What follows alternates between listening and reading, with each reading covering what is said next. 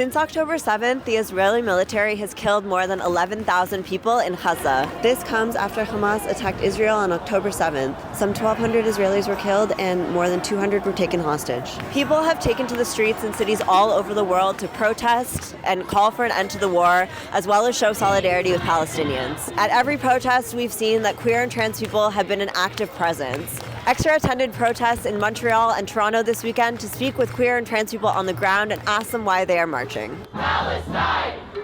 As a queer person, I advocate for queer rights, but I think it's broader than that. We need to advocate for human rights. I'm marching today because the siege on Gaza is killing thousands of children right now, and our own government here in Canada is complicit in funding the Israeli genocide. My friends in Palestine, queer Palestinians, asked me to be here. They want to know that they're not alone, and they want to know that the world stands in solidarity with them. Right now we're in such an urgent situation trying to put an end to this genocide, and so this just feels like a really small way that we can show up and take action together. Our liberation as queer and trans people is bound up in the liberation of Palestinians, and it's not metaphorical. It's our government that has been calling to outlaw protests. It's our universities that are threatened to sanction unions that are support of Palestine.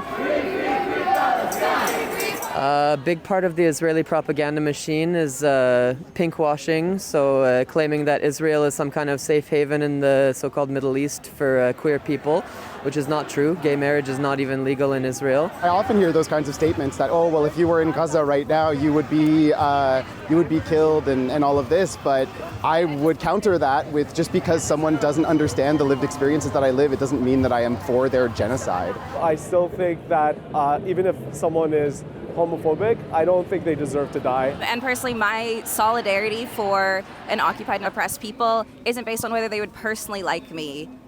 That's such a thin reason. You have to do better than that.